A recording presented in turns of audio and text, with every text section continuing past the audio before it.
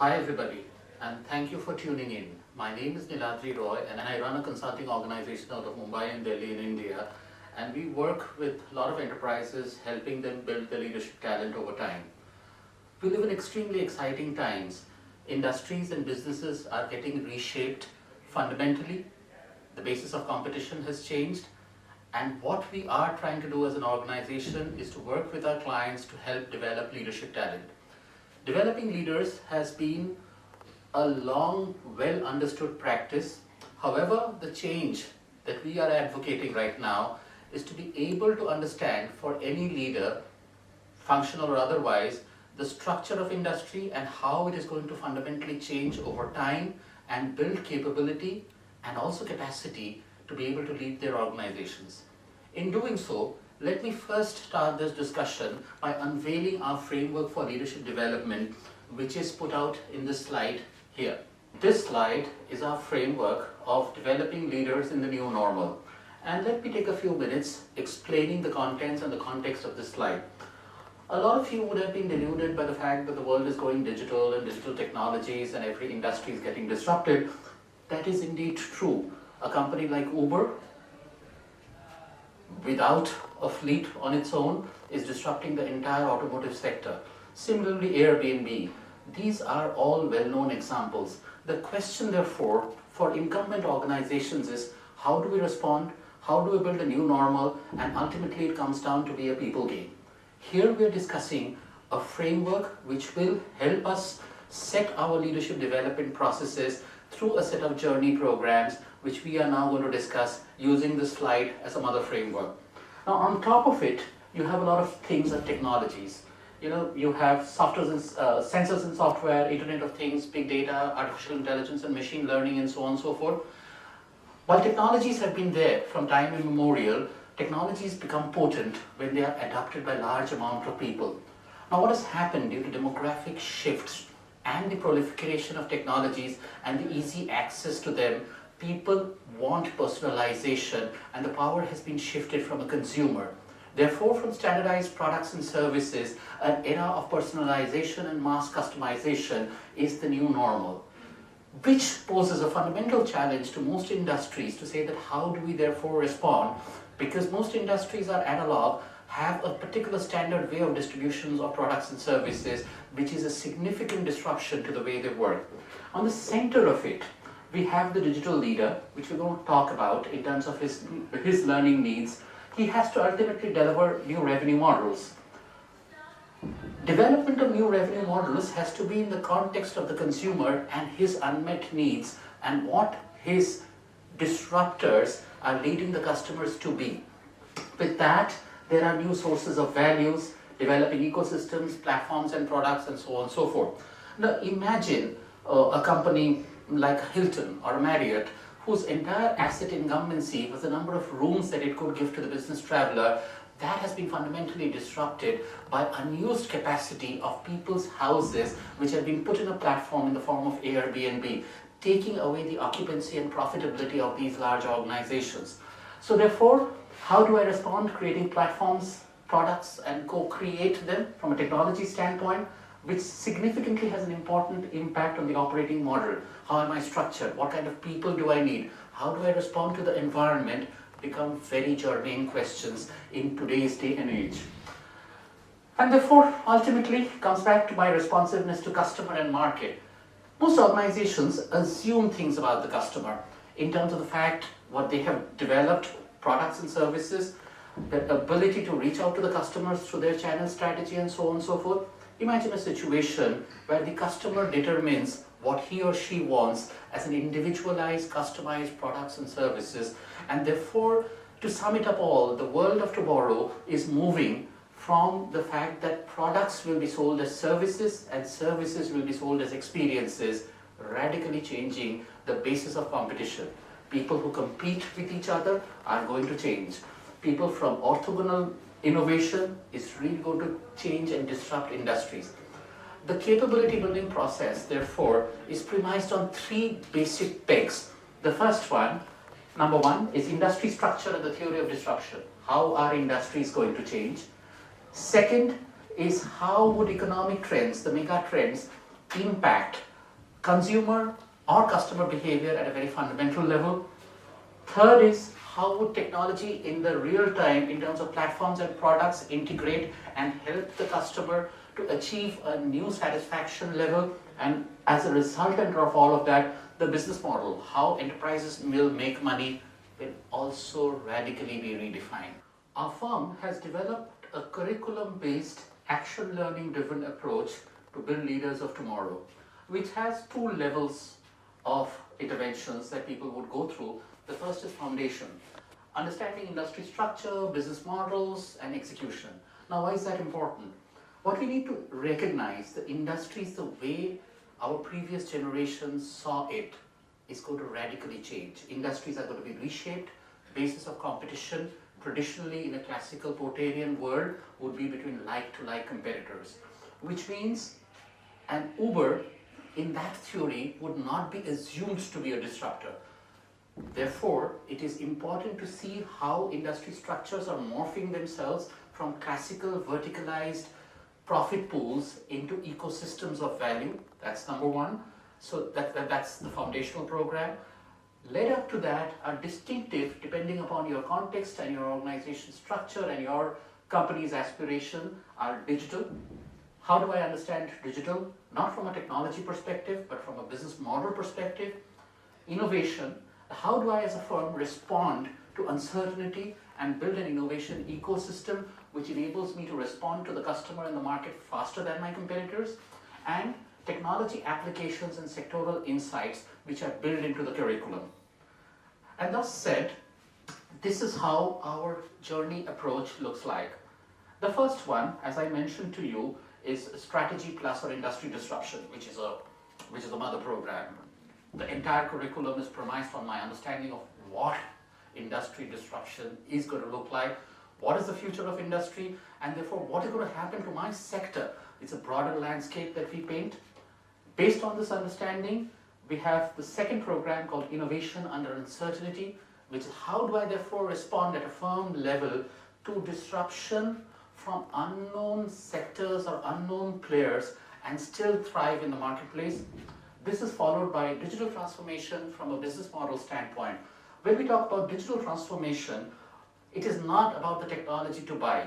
You can never transform into a digital organization by putting a digital skin on an analog body. And therefore, how do I fundamentally need to rewire my organization to be transformation ready?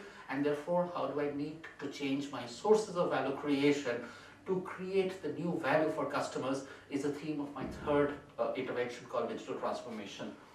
Typically, this is followed by digital technologies applied to multiple functions. You would have digital technologies applied to marketing, to customer discovery, to customer journeys, to operations, and so on and so forth.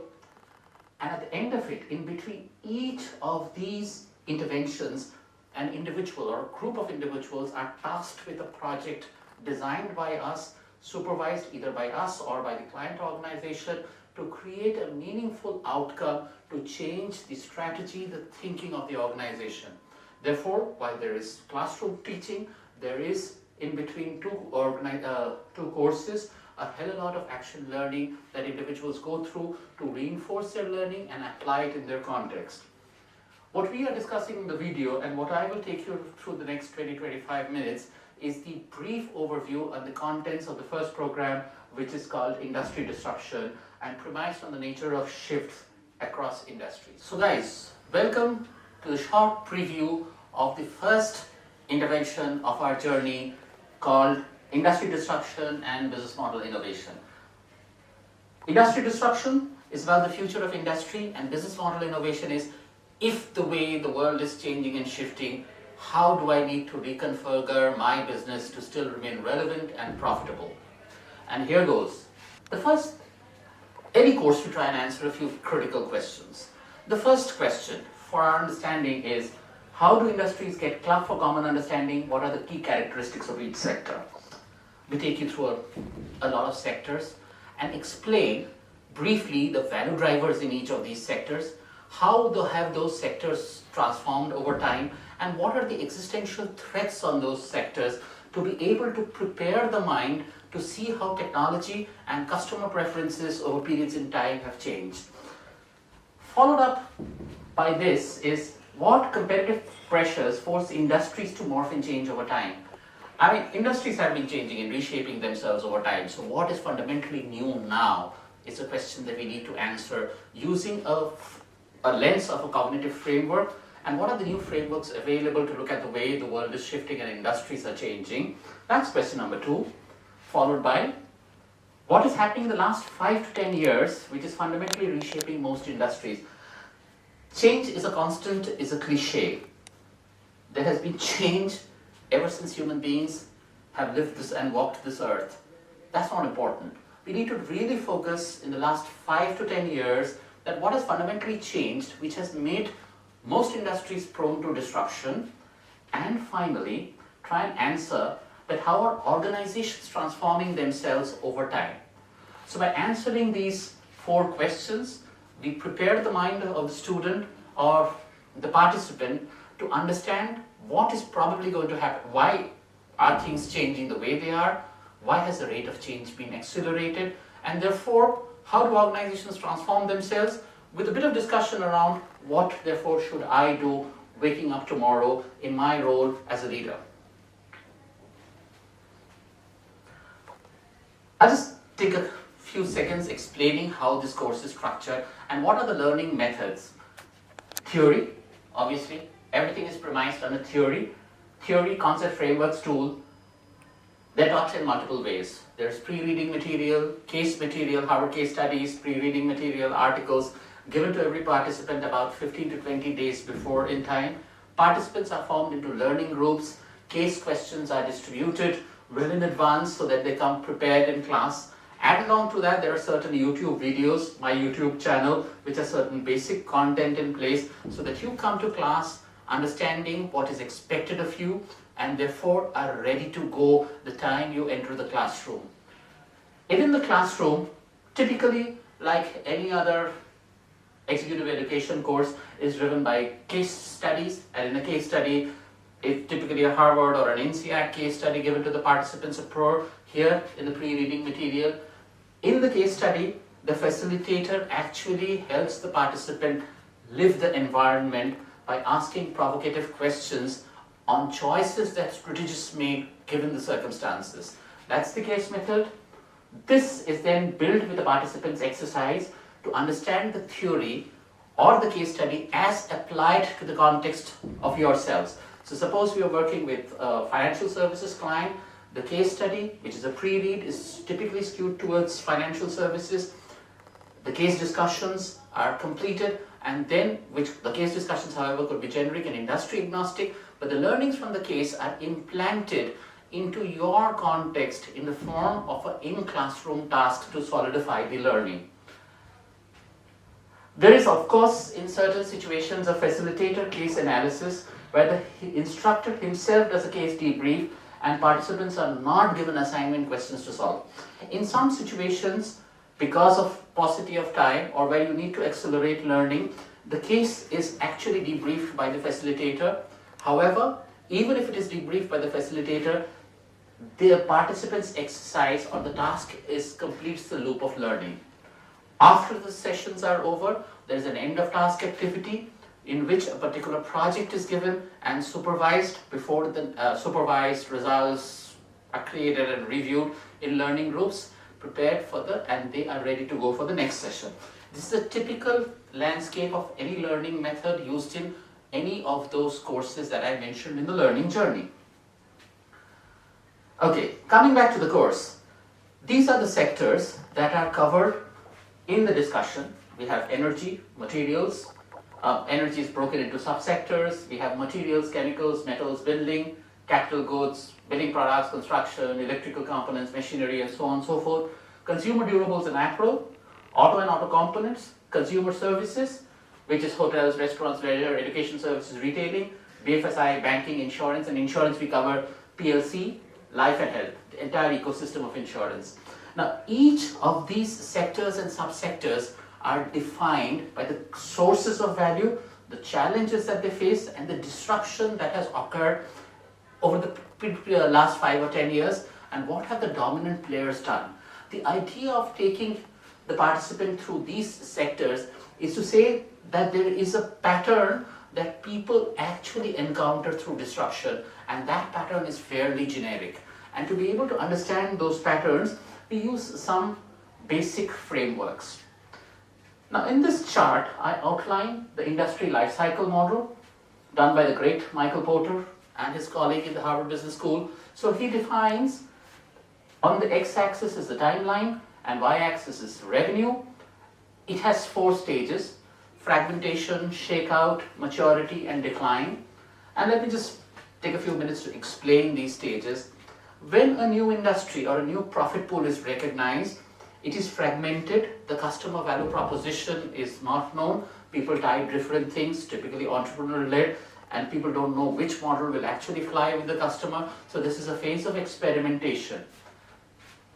While this phase is happening, dominance is evident with people who have a better customer value proposition, who use technology, who understand customers better to sharpen the value proposition and move into a period of shakeout where the others who cannot match up to the dominant players actually dissipate from the landscape.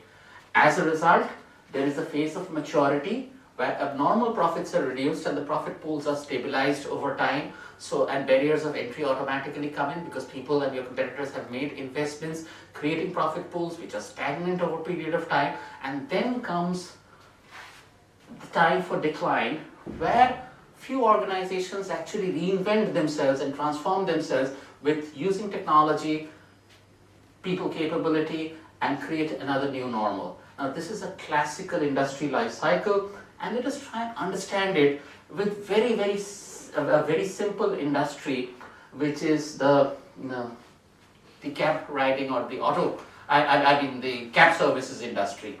Now think about it. When the cab industry was created, it would be fragmented. Every local player, there will be multiple local players or sub-local players or individual operators who would give cab services.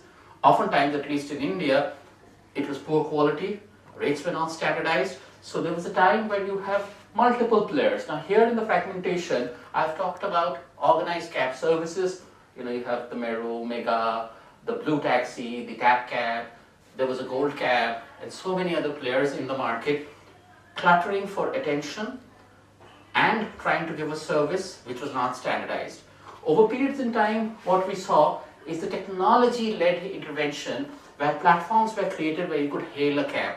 As a result of which people who could not compete well and could not create a network of customers using that capability actually moved out, which led to a certain extent, the death of the Kalipili in Mumbai, or the yellow-black taxi, the cool cab also in certain circumstances. And here at this point in time, you have venture capital invested platforms like an Ola in India and the global player Uber. There was cars on rent, there's a Savannah, there's a fast taxi, and still the place is cluttered.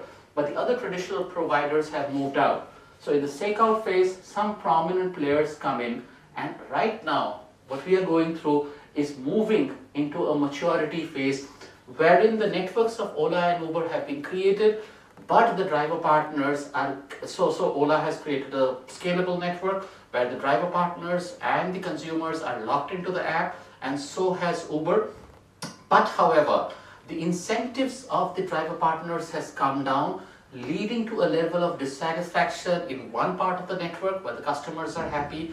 Then there are people cancellations and so on and so forth, which is also from a level of ease and convenience. At a maturity phase, the profitability of either the driver partner or Uber has stabilized to a particular level. It may not be as attractive as it was for the driver partner when Uber used to give incentives and freebies to get into the network. Consequently, a lot of people are finding the driver partners, the people who actually own the asset beneath the platform, are finding it uneconomical.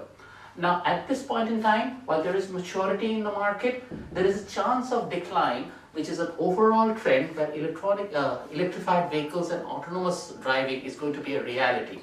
As a result of which, the auto industry is going through a fundamental transformation. Now, if the auto industry is going through a fundamental transformation and we are moving towards electrified mobility, the taxi services cannot be left out. As a result of which, the interesting part is, Ola is moving to an investment in green taxis, and here you have an Uber, which is an autonomous vehicle. So they are trying to reinvent themselves from a classical analog taxi service to a more cleaner taxi service. Now, since we are somewhere here in the maturity curve, who will eventually win, we don't know. But the pattern that we talked about in the classical industry structure standpoint still holds good. Now, while we talk about this framework of the industry life cycle using the taxi reference in India, we need to recognize that not all industries will be disrupted at the same pace. Some would be disrupted faster, and some would take time to be disrupted over time. So there should be a method to distinguish in the sector that you are working, when will I get disrupted, and under what conditions would disruption be most potent. To do that, one of Porter's colleagues, Professor Anita McGahan of HBR, created an alternative way of looking at the same thing for industries that are likely to be disrupted. Now, there's a thumb rule to understand which industries are likely to be disrupted faster. And in that context, I draw a reference by a piece of literature written by a gentleman called Chunka Moi many years ago. He was a partner in a firm which no longer exists called Diamond Cluster Consulting maybe. And he says that if your value chain can be digitized, the book was called Blown to Bits. If your value chain can be digitized and into bits and bytes, it is likely that you will be disrupted faster than anybody else. Now, there are two parts to it. What does a value chain mean? One is the supply chain, the inbound supply chain, the manufacturing process, and the outbound supply chain. How many industries would therefore be disrupted by that single principle? Now, you can count on your fingers, which is banking, financial services, maybe some parts of retail, the entertainment and media industry, of course, newspapers, newsprint in the classical way can be disrupted. But that's a few industries, right? So what are we talking in terms of disruption? However, that was when this whole theory was dismissed by many people who were in classical manufacturing to say that, okay, disruption and fast disruption or orthogonal disruption would be limited to only a few industries, and I don't need to worry. The only factor that actually makes this thesis irrelevant is the change of megatrends and consumer behavior. But depending upon, which is irrespective of which industry that you operate today, the way you engage with the customer, his needs of personalization, his democratization of his preferences, and his ability to make a choice using digital technologies would force consumers like food industry or even retail to change the way he engages with you, which means that changes the entire landscape from a few industries to much bigger landscape, which would include maybe auto, maybe apparel, maybe all forms of retailing, and so on and so forth. In this course, we take you through this journey, and the first part of that journey is to understanding what Professor Anita had said in this alternative life cycle model. Now, here's what she says. When any industry is created, there is emergence and a few players are there. And over a period of time, depending upon their product suite, their capabilities to engage customers, the customer interaction, they converge, which is similar to consolidation and shakeout and maturity in the previous model. However, the black dots are people using technology to change the way the manufacturing product is made or the way you engage with customers, and till a particular time that the technologies are not mainstreamed, this green shoot is not even visible. And therefore, the incumbent player negates the factor that there is a threat coming from somewhere else.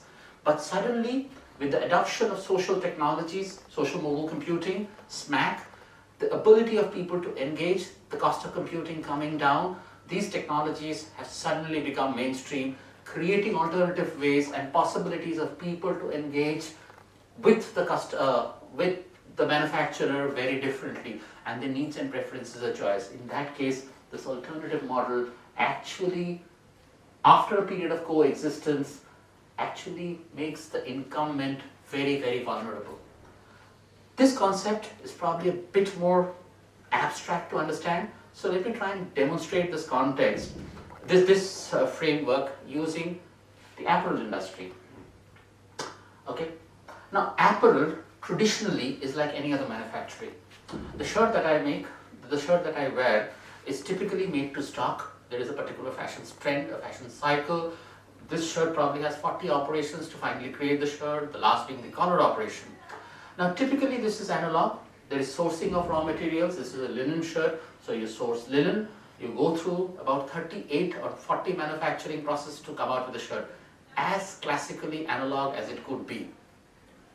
How would this get disrupted? And let's try and understand this phenomenon. So I'll take you with an example of one of my favorite startups called the Bombay Shirt Company. The Bombay Shirt Company is an India-based startup. It actually enables a consumer to make a customized shirt. So if you go to the Bombay Shirt Company website, it says that you want to create a linen shirt, here are your choices of fabric. These choices of fabric and the sources from where the fabric would come. What kind of collar types do you need? Typically men know this is a standard collar, then there is a Chinese collar. It gives you options of 25, 30 collar types. It helps you choose the fabric, the buttons, the collar type, the fall, the look, so on and so forth, and you check out and you have actually built a shirt which is delivered at your doorstep, 4 days flat, and you check out with your credit card. It has 2 stores. The first store was in Adyar, Chennai, and now it has a store in Bandra, Mumbai, to basically show how the shirts would look like. It's not where you can shop. So you shop digitally, you customize your shirt, and it gets delivered at home. Now this is mass customization and personalization, and the power is given to the consumer. So it's not like Tommy Hilfiger or any other brand where you go into a store and you have finite choices, and if you like or don't like, and it's made to stock, and when the fashion cycle has gone out, it is sold at a 30 to 40% discount. They can afford a 30 to 40% discount because typically a shirt manufactured has a 30 to 40% margin any which ways. So at the time when they had those grand sales, they're actually selling back to cost to liquidate their stock. The point that I'm trying to make, shirt and apparel manufacturing is classically analog, and by using Chunka's theory, which is blown to bits, to which says that any value chain which can be digitized will be eliminated by a digital intervention. Building on that theory, this value chain is completely physical, but the way you create and engage the customer is digital, which means every item, therefore, nothing is mass produced, everything is customized. So that's on the manufacturing side. Now let's look at some of the startups and how they're changing the consumer experience of apparel. So let me take Bonobos. Now Bonobos is a startup, which is a US-based startup. You order online, but you get a fashion advice in store, which means you go to the store not to buy the apparel. You go to store to see how the shirt would fit into you, and you get an entire fashion advice around it to see how you would look with the accessories, and therefore it is changing the basis of engagement from a shirt or a garment manufacturing into giving you value-added advice, which is confronting the very basic nature of industry. Another important startup is this company called Stitch Fix. Now Stitch Fix is basically an artificial intelligence machine learning company applying technologies in the apparel industry. So what it basically does is, depending upon your shopping purchases and your behavior, it sends you a pack of 5 items, which is your apparel and your accessories, delivered to your doorstep without you paying for it, and asks you to select. If you don't like it, you can send it back to them. And depending upon your buying and engagement pattern, they actually come to the best preference fit for you.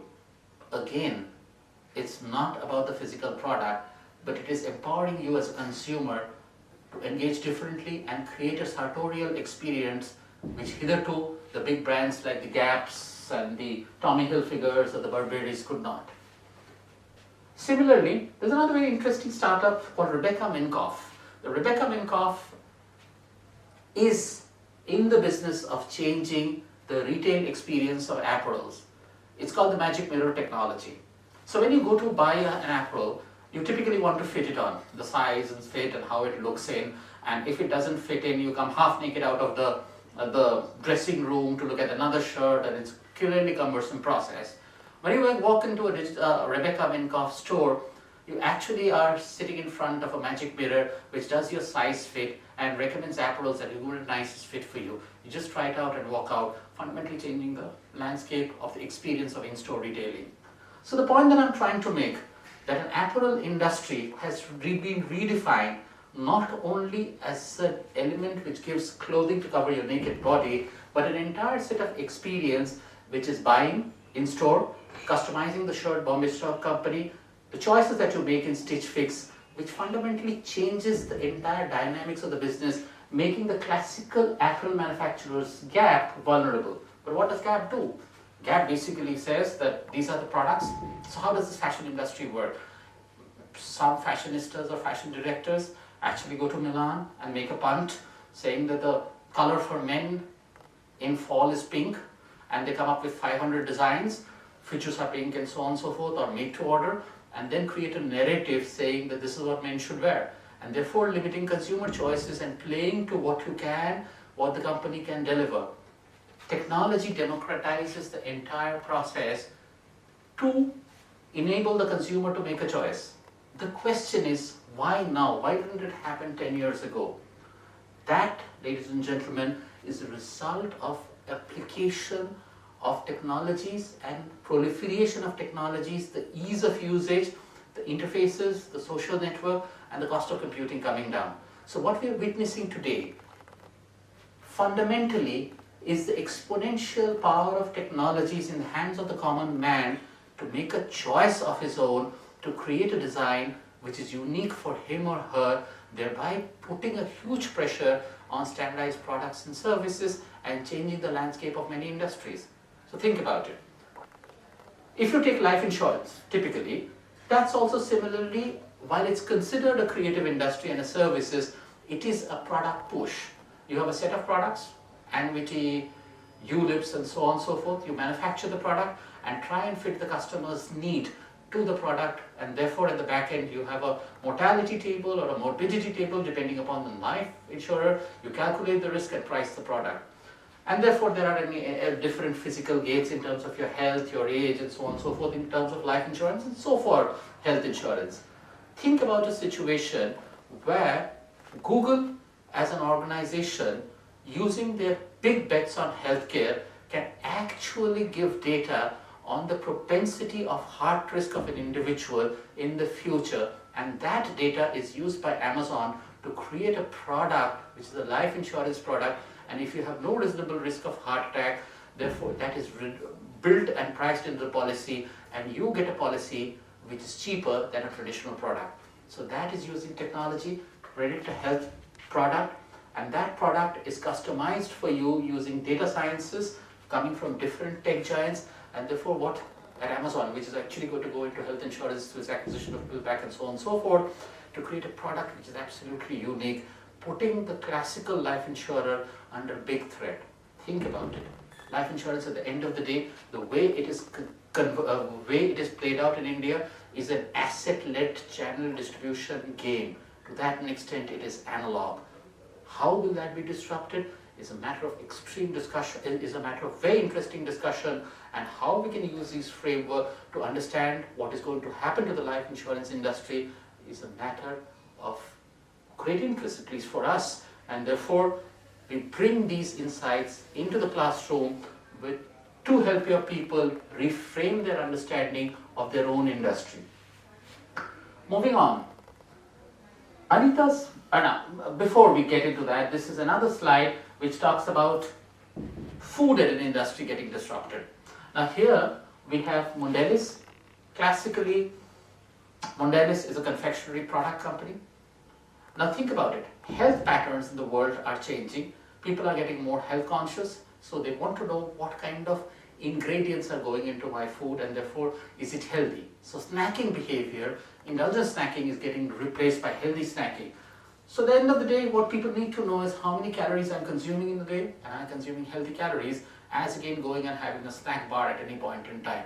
This is a shift. Now this industry is being shaped by millennials, not like people like me who eat anything and everything and don't consider fitness very important, But the millennials of the world are changing this industry as much as they are changing the financial services industry to say that how many calories should I take in a day?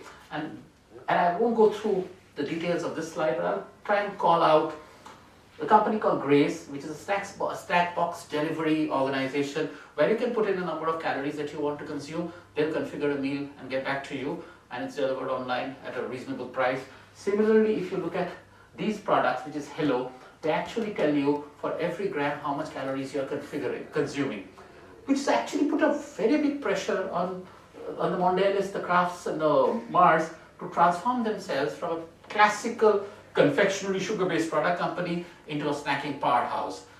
A result of so many other factors, they are transforming themselves to be able to coexist for a point in time, and what will happen in the future is something which is important for discussion, which is a part of our course. Now you must be wondering that all this is fine.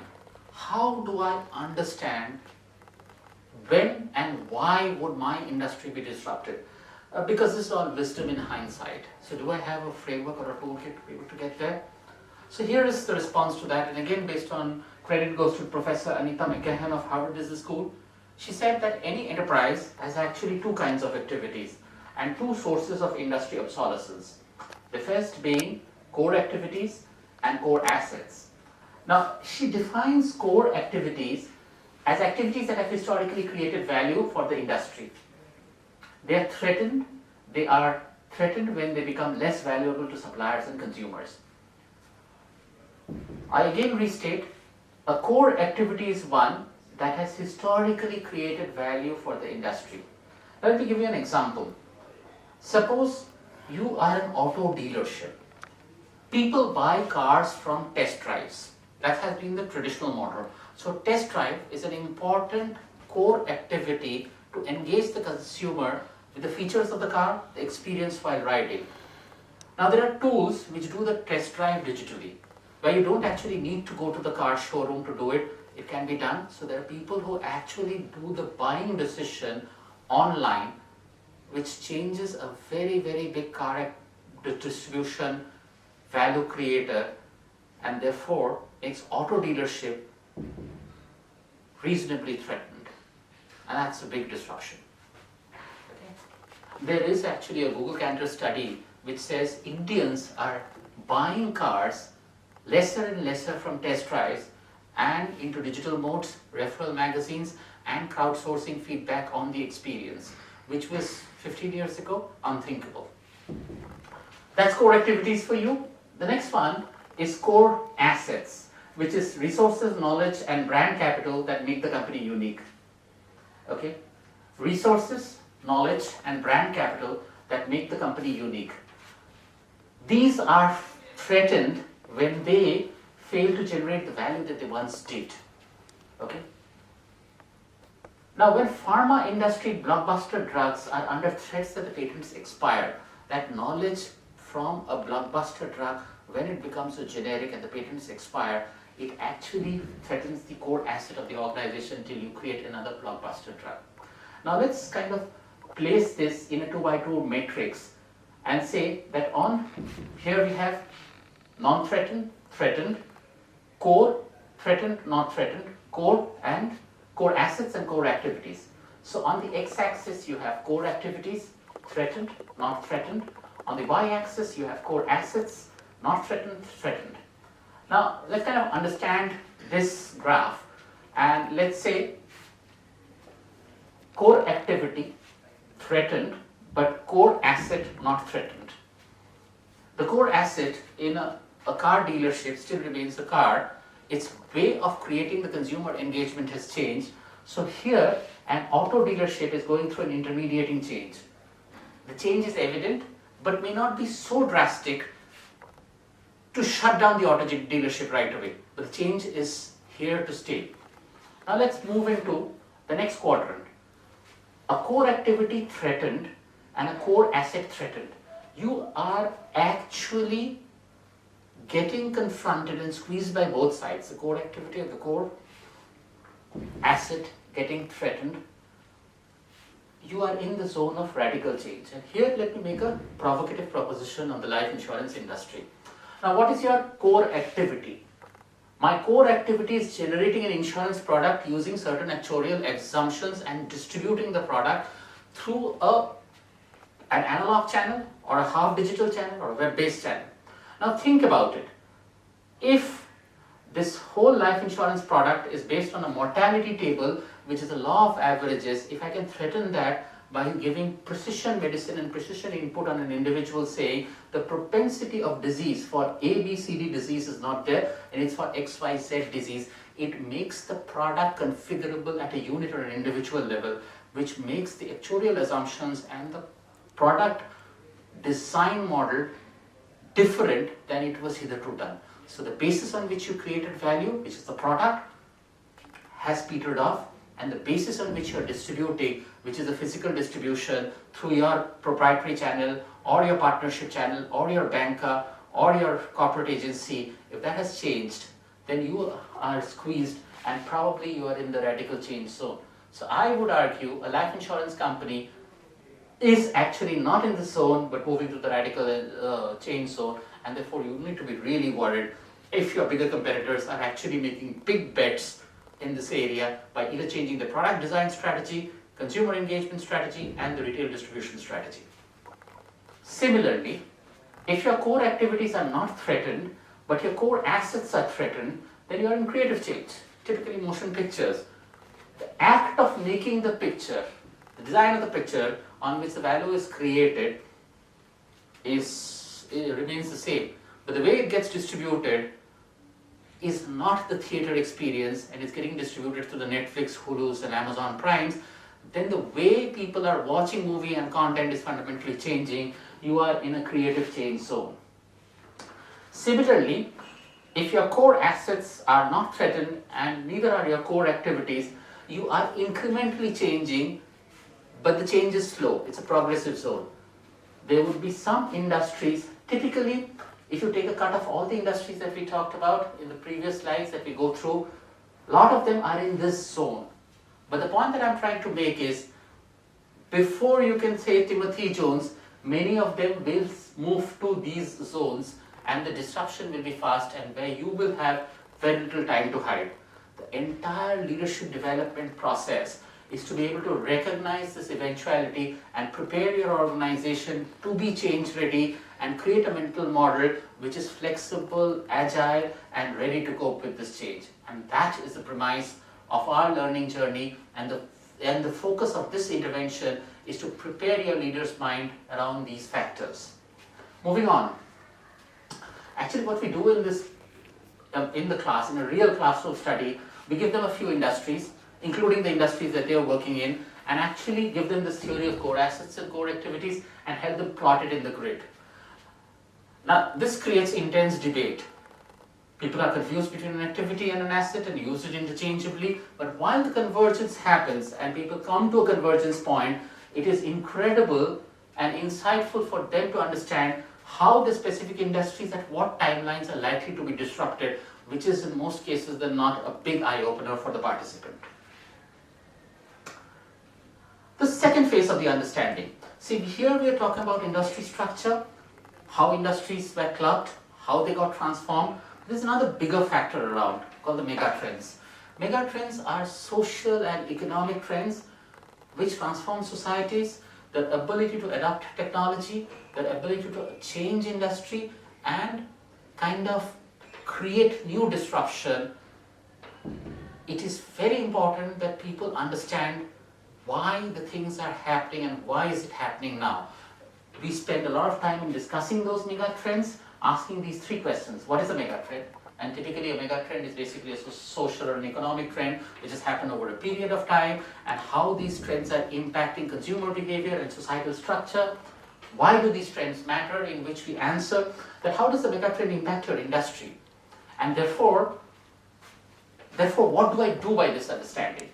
So here let me then explain these megatrends quickly, and I will not go into the detailed discussion because this is probably a half a day module in the entire workshop. But here we talk about megatrends broken down into demographics, economics and technology.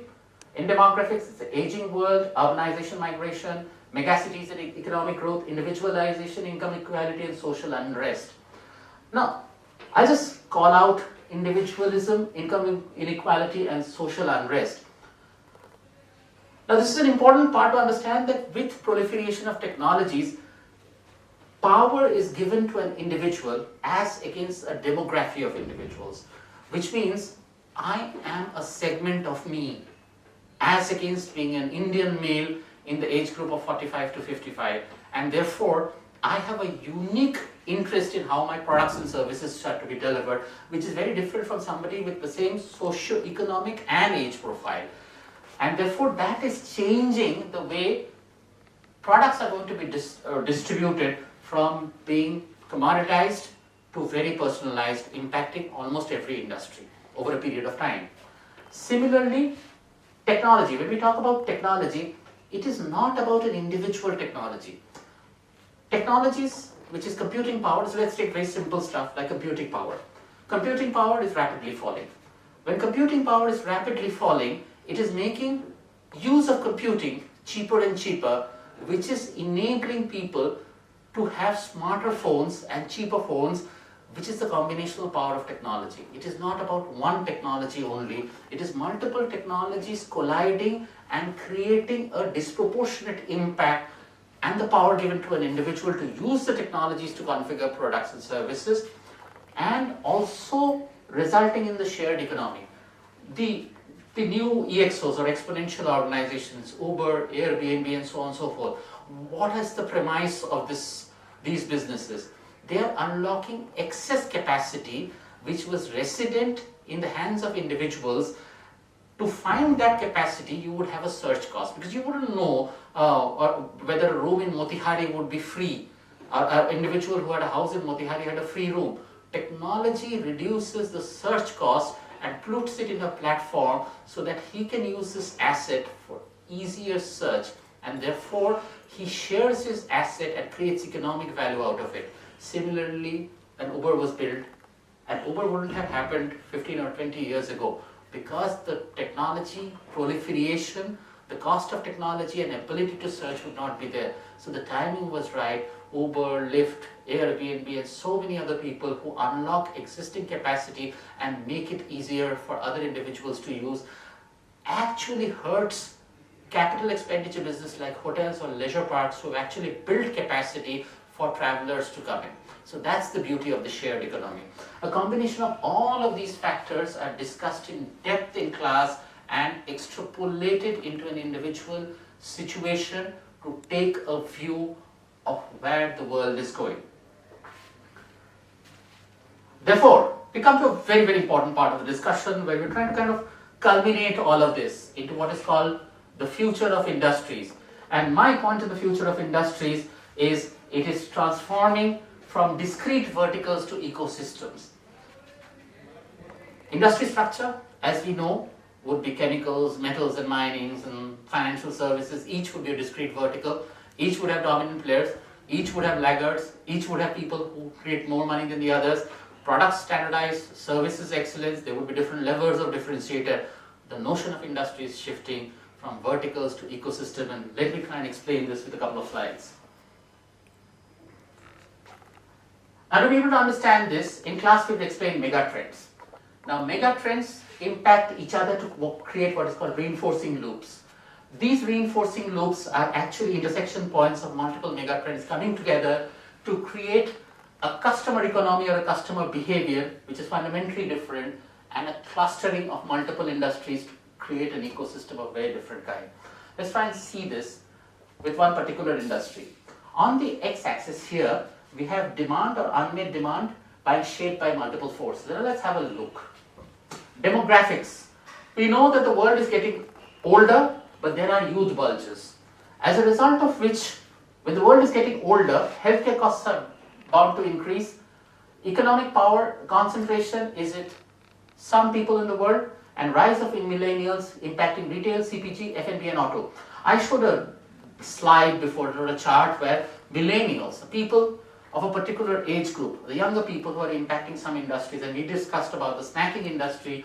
Similarly, the youth bulges are putting pressure in the product design of those industries, resulting from a fundamental change on the health and healthcare delivery mechanisms. which has 4 points called out, from reactive to preventive and personalized care. Today, primary medicine or tertiary medicine, the way we understand healthcare, is reactive in nature. A particular ailment has happened, the symptom is understood, so you go to a caregiver or a primary health clinic who diagnoses you, and then the interventions, either medical or surgical, happen. That is shifting to preventive care, which means that you prevent that condition from happening unless it's a genetic one which has happened due to birth, or it's genetic as in it happens due to birth or some ailment, but lifestyle related diseases can actually move to reactive and you can prevent it, and big data is changing diagnosis permanently. You know, people like Google, which we thought was a search engine, and we will talk about it a bit later, is one of the biggest, taking the biggest bet in healthcare. And we have seen Google actually have a device which kind of does a diagnosis of the retina and actually predicts the propensity of heart diseases, where basically big data is saying that are you prone to heart disease or not. These are severe consequences because it can actually predict how you're going to engage in terms of your lifestyle related thing, food, wellness, and also kind of medicines that you need, and therefore what kind of preventive care, which is insurance, that you're going to buy. Similarly, nutrition is moving towards personalization, health data and analytics changing the nature of health delivery. Also, you know, it's very interesting. The other day I was reading about a company called American Well. American Well is giving healthcare online. It's a remarkable case study where the inefficiency of the doctor or the specialist to reach you at the time when you need it, that inefficiency is being reduced through a digital model. Digital as in more electronic than digital. Health financing models are under pressure, which is the health life cycle, which is health insurance primarily. And moving on, if I put the entire deck, from aging world with youth bulges being one theme in demographics, the world is becoming more urban. 60% of world GDP is getting concentrated, and India and China are driving urbanization, led to individualization and proliferation of connected devices. The point is, with technology become cheaper, the cost of computing coming down, there are more and more connected devices. When more and more connected devices are placed in the world, people interact online, real time, either giving a product advice, engaging in social media, or creating brand damage on experiences or services that have gone bad with them in their personal experience.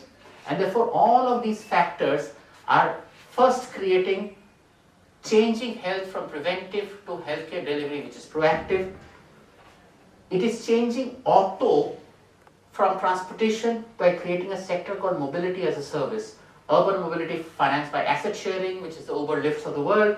Big data tools to remove congestion. If you go to Seoul, South Korea, the entire traffic management system is managed by big data to remove congestion in one of the most congested cities. I'm just hoping when it happens in Bombay, we could actually transform the way we live and think, and knock-on effects on retail, logistics, and transportation. When mobility is a service, you know, the way retail works, which is the outbound delivery of the Amazons of the world or any online retailer, is going to fundamentally change, resulting in personalization, which is a need. Personalization, which is the need of the customer. I want services designed for me. Do it for me. Product design. I want to design my own product. I pay for outcomes and not for inputs. Are three factors that your consumers are working on. And therefore the clustering is health delivery, which is hospital, doctors, paramedics, pharma and nutrition, drug discovery. Technology giants are getting clustered into one ecosystem. Similarly, health tech and financing, which is the unicorn, how will health be financed and health insurance be paid out. Auto and auto components, which is mobility as a service. Tech providers, which is sensors and leaders. Tech providers being people who actually the LiDAR is a sensor, for instance, which is actually powering autonomous vehicles, is changing the nature of mobility and fleet and government infra. Now let's understand this through this slide.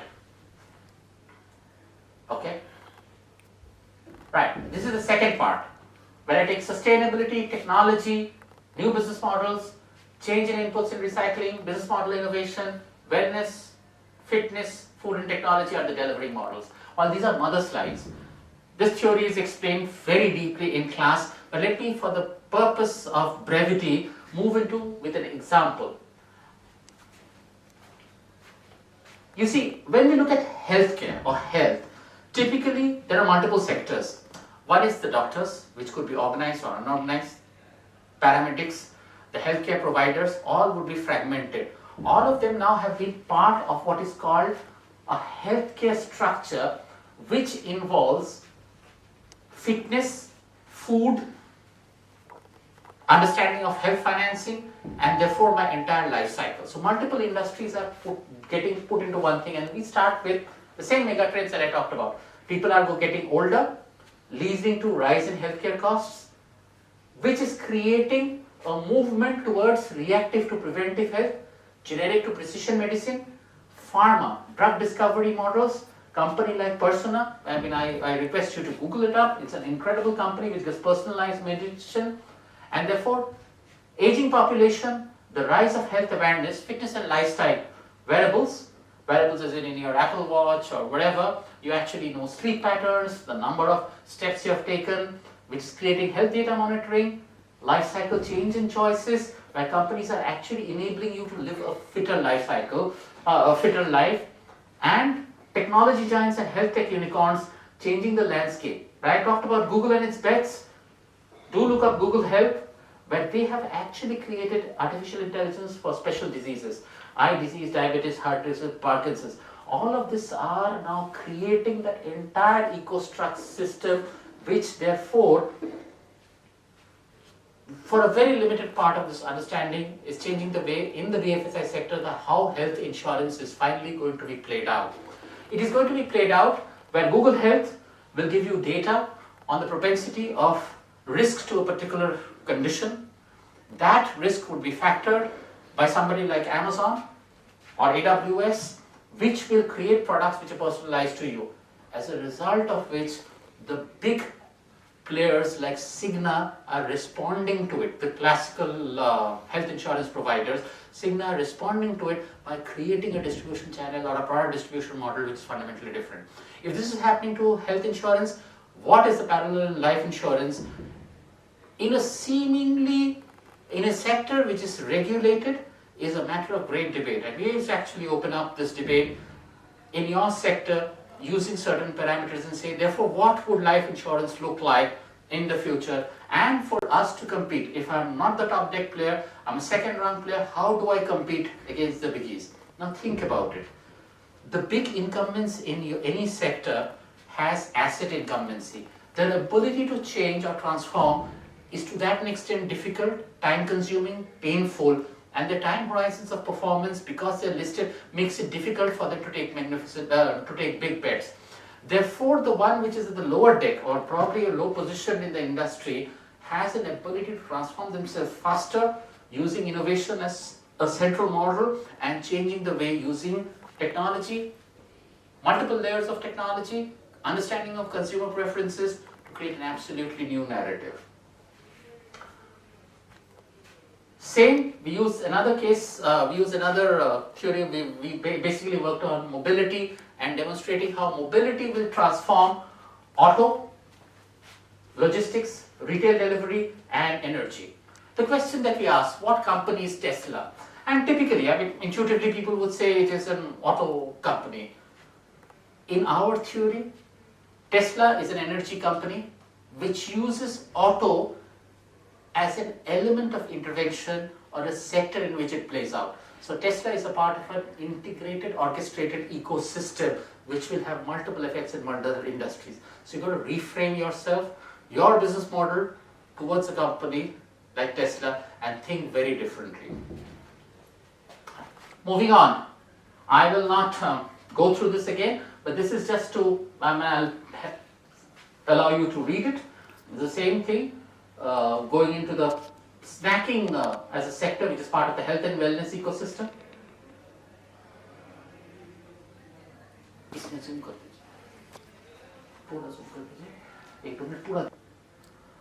Well, another important aspect of the course is understanding of the impact of business models. So we talked about industry structure, ecosystem, impact on megatrends, customers, products and technology. But how it's going to impact my firm is how do I reconfigure my business model as a lever of change. So we spend some amount of time understanding what a business model is, and typically I use the St. Gallen's framework, which is available on the net. It's a very common framework, and what I actually do is, I do not do a lecture session on this. There is a video of mine on my YouTube channel, which participants come in and they kind of debrief in terms of their understanding of a business model. The most important question is, basis the understanding of technology, mega trends, industries as ecosystem, and this video, we kind of push the envelope in individuals' understanding is therefore what should our business model do, or what should our business model look like, and therefore how should we respond using business model as a lever. And this whole understanding is solidified by using the Hilti case. Now Hilti is a Liechtenstein-based power tools company. It actually transformed itself from a power tool product manufacturer to a services player, where it actually sold outcomes of power tools as against selling the device. Now it's a remarkable case study where an absolute analog business transformed its business model in response to the competition. And this is the slide which actually talks about the dominant business models of the construction industry, where you have producers of power tools, full service providers and retailers, and application expert, and how this industry was getting commoditized, and therefore what did Hilti do to respond. Typically, while this is in a completely different industry, there are many of us and many sectors, firms are caught in between commoditization of their products and the inability to move into services to capture value. Hilti is an excellent case study which helps you think through it, and people actually read the case study and come, and we go through a case analysis, coming up with effective strategies for your company to transform yourself to a services player, if that is a change in the basis of competition that you wish to do. Moving on, this is probably the most exciting part of the presentation, exciting part of the discussion, where the frightful five, or the powers to be, which control significant part of the GDP of America is also, and how these companies are actually transforming multiple enterprises. These are tech giants, and each tech giant has its way of impacting businesses using imagination, data, tools, and customer engagement. So this is Amazon's timeline. I'll just kind of skip the slide. What is important is Amazon, which started with a book reseller, Jeff Bezos, in the 90s, has transformed itself into an unassailable ecosystem. Now think about it. If Amazon continued to be what it was and had not disrupted itself, it would have at best competed with Barnes & Noble and not be the company that it is today. Which comes to the point is that all great companies have successfully disrupted their fundamental business model and pushed the envelope into multiple directions. And here on this slide, we have the entire Amazon ecosystem, from PillPack, which it acquired, to increase its footprint in the healthcare industry, to the drone, to Amazon Prime Air, to studios, to Kiva Systems, which is a transportation player, to Zappos in retailing, to foods, to books, to lumberyard, and so on and so forth. The incredible outreach of Amazon across multiple industries could simply be explained by using this chart, which is a strategy. It says that I need to create a virtuous network by understanding my consumer better, my customer better, and using that data to lock in my consumer into a virtuous network. So when I enable users to contribute data about their behaviors, my products get smarter and more relevant, and more people use this data, use the service, as a result of which it creates a virtuous cycle of data network effects. Once I do that, I understand the consumer, I predict the consumer, and more people using my network, I become more powerful, and a significant part of US retail actually goes through Amazon, killing multiple industries. And therefore, this is their investment in an acquisition strategy in e-commerce and retail. Fresh, Prime, .com, Amazon Go, Also in India, Housejoy, Shopper Stop are investments. Amazon Basics. In transportation and logistics, acquired Kiva Systems. Now this is a significant one. Amazon's ability to distribute its products at real time, the moment you've shopped at an Amazon website, is one of its differentiators. So Amazon, from being an online marketplace, has an outreach into a distribution thing. Its ability to sort products, its ability to distribute comes from its capabilities from Kiva Systems, and also its delivery models of the future is going to be drone delivered as against the guy who delivers it tomorrow, which therefore reduces cycle time further and further, improves the consumer experiences, and locks you into the Amazon ecosystem. AI and voice, which is artificial intelligence, Alexa, we all know about Amazon's hardware in Alexa, and therefore media and advertising. Now look at here, Amazon Twitch has 185K videos to Hulu, which is also well known. So look at its incumbency into this, into the media and advertisement world. Amazon Twitch draws a larger audience, and this is millions of subscribers. 2016. This data is a bit, this is a bit dated data, but its incumbency is growing. Similarly, hardware and devices, and I will not labor this. The whole idea is not to, in this video, explain Amazon's strategy, but to tell you that how many industries Amazon is disrupting, from fintech to AR, VR to gaming, to distribution, logistics, and so on and so forth. Similarly, moving on, you have Google, which was a search engine, but what we know the right side of Google. Google Cloud, Google Maps, Android, YouTube, and hardware and infrastructure, but Google's biggest bet are here. Now each of these bets, actually from Waymo, which is the Google car, Waymo, which is autonomous driving, to the other ones, which is Calico Verily, are on mega trends. They are betting directly on mega trends. They say that health and healthcare is a major disruptor, so AI-powered health, Google Health devices, Waymo, which is autonomous driving, which is going to change the landscape of automobiles, which is again a significant part. That industry is a significant part of most GDPs, and that's what their bets are.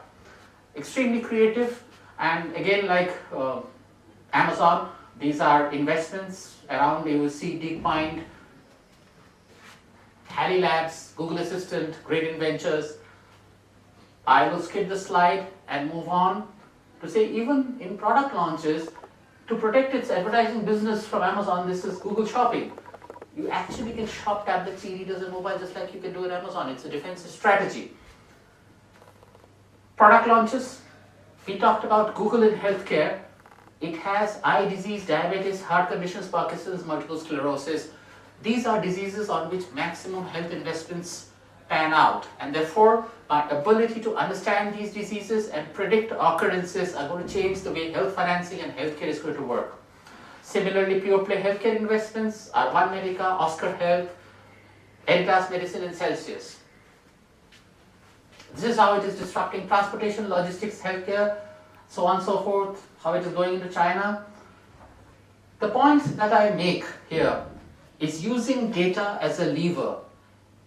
It is shifting its advertisement business or search engine business and making multiple forays into ecosystems which would be hitherto outside its scope of imagination. Therefore, from data sciences, the tech giants are moving into multiple industries. What is your industry response? We talked about health insurance. What is it going to be for life insurance? When life data, disease data, life stage and life cycle data are all with somebody else, and you are actually doing your product design in vacuum. Do you partner with Google or Amazon to create an own narrative? How do you then therefore do customer discovery? Are important points of discussions in our workshops. Okay, this is an Internet of Things presentation where we talk about, okay, now to understand this, a lot of people talk about IoT, Internet of Things, and here we use John Deere. Now, John Deere is a tractor manufacturer, best of class. Now, John Deere, using sensors and data, are actually changing agriculture from being fundamentally a tractor manufacturer to a data sciences company which impacts agriculture. The point that is being made is that the basis of competition from like-to-like competitors are changing into orthogonal competition, where a challenger can come from an absolutely different sector. Ladies and gentlemen, and people who have watched the video, the point that I make is therefore our ability to understand what is going to happen in the world is incumbent on finding patterns of what is happening today, taking intelligent bets into the future, and preparing my organization to be ready to meet those challenges over a period of time and sustainably. Is a capability question, an asset allocation question, a customer discovery question. With these 3 points, I leave you with food for thought and hope to see you in class someday. Thank you very much.